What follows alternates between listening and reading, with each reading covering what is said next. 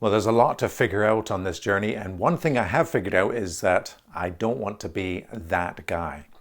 Thank you for joining me on a journey of understanding when you are a Baptist pastor and your son comes out as gay, because yes, that is a journey I am on. So feel free to subscribe. If you're new to this journey, perhaps you might want to check out the playlist that begins at the beginning. But thank you for joining with me, and let's go sailing. I have a blog called Sunday Shrunk Sermon, where, as you can probably guess, I post my sermons. I have a friend who has a blog called Thinking Out Loud, where, as you can probably guess, he'll post about anything and everything that he's thinking about. And he once invited me, if ever I wanted to have a guest post on his blog, I could do so.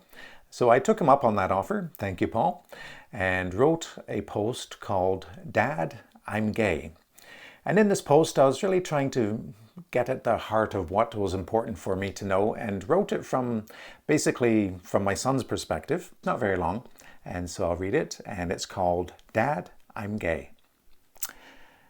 Dad, I'm gay. When my son says, Dad, I am gay, what he is saying is, I had the courage to tell you something very important. I have been trying to figure this all out for quite some time. I'm more likely to deal with depression than a straight child. I'm more likely to have suicidal thoughts than a straight child.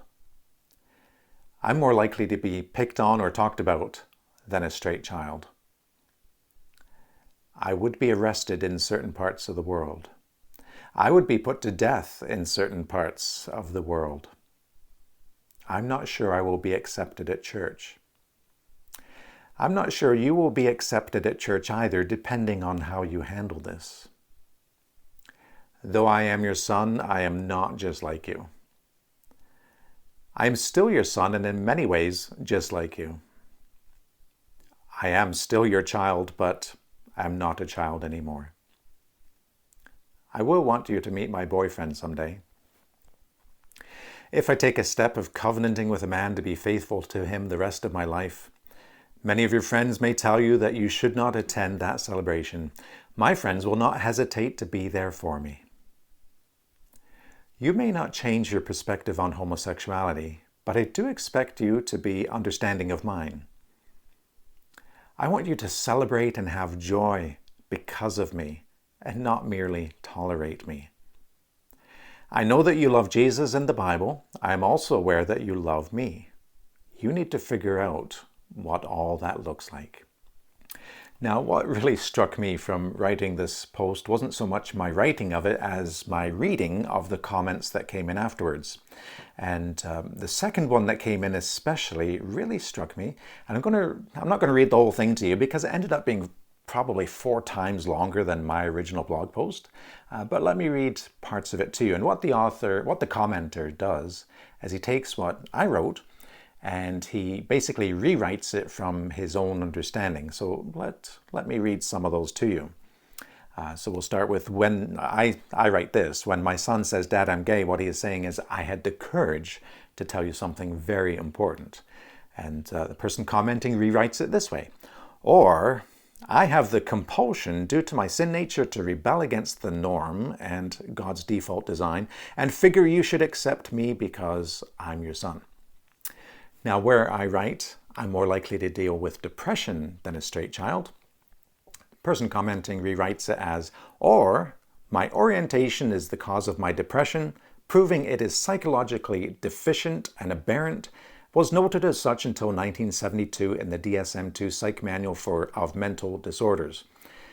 Now, let me just point out that 1972 was the year after I was born and quite some time distant from 2018 when I originally wrote this blog post. I write, I am more likely to be picked on or talked about than a straight child. That gets rewritten as, or being aberrant and against the grain of the dominant trait of nature, I will not fit with society, but since I have my rights, will insist and nonetheless expect them to accept me as normal. Where I write, I would be arrested in certain parts of the world. It gets rewritten as, or I happen to live in a country that is civil enough to allow me to live my abnormality, aberrant behaviors publicly without fear of repercussion. Where I write, I'm not sure you'll be accepted at church either, depending on how you handle this. that's rewritten as, or, sorry, my choice will affect you, but not really. Or, I would do everything possible to unselfishly honor you with doing what I can to make things less difficult for you. Where I write, I will want you to meet my boyfriend someday, that gets rewritten as, or, I demand that you accept my abnormal disposition and everything that goes with it. I call it love, so should you. Now you notice some words that show up there a lot. Abnormal, aberrant, these kinds of things. When I read that comment, I was struck by it. And here was my gut reaction to it was, I don't want to be that guy. I don't want to be that guy that just basically goes off on a rant. I don't want to be that guy that sees all of this as some problem to be solved, as some position to be defended, as opposed to seeing people who need care and relationship with. And, it just launches out on this tirade about his position and what my position should be. And in writing my post, I said nothing about what my position was, whether I had a traditional or affirming position. I was just trying to figure out where the facts lay and what I have just trying to understand things. But he immediately goes to talk about position, and it's very clear what his position is in all this. And that's what often happens, is we might want to talk about how are LGBTQ plus people and youth affected by Christianity. We might want to talk about that. And what are they going through, people who are LGBTQ plus? We might want to talk about that, but what often happens is there's just this rush to, well, we can't talk about that right now. We have to defend the traditional position. We have to first let us defend our understanding of the Bible, and then maybe we'll talk about people. That's what sometimes happens, and that certainly, I think, is what was happening here. And it just struck me that I don't want to be that guy. Now, there was another comment a little later on that also struck me. And here it is. And the person writes, "Thank you so much for sharing this." That is my blog post. I have to come out to my dad sometime in the next couple of months, and I'm terrified. Now, I don't want to be that guy. I don't want to be that dad who causes his child to be terrified of being honest and talking about something that's so important. And we as parents, don't we want to be the first person? Don't I want to be the first person that my son would want to come out to and to be able to talk about his sexuality? Don't we want to be the first? And very often we as parents are the last. And I know certainly I was not the first to know. So maybe at some point I was that guy. And maybe at some point I was that dad that caused my son terror to come out. I don't want to be that guy. I don't want to be that dad. And it also made me consider that I don't want to be that pastor who is the last to know. Because again, as those of us who are pastors, don't we want people to feel they can talk to us about anything and everything?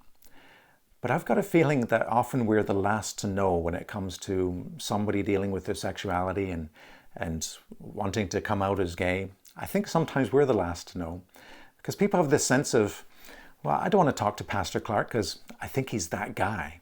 I think he's that guy that's going to go off on a rant. He's that guy that's going to defend what he thinks the Bible says about all this. And we kind of already know what the Bible says about this. So I don't want to tell Pastor Clark. So sometimes I wonder if we're the last people to know when we want to be those who are pastors, shepherds, those who are there to help. So in creating this blog post and in seeing the comments come afterwards, I really was struck how I don't want to be that guy who goes off on a rant rather than trying to be understanding.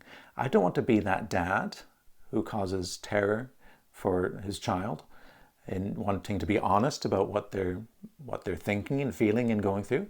And I don't want to be that pastor who is the last person somebody would want to turn to.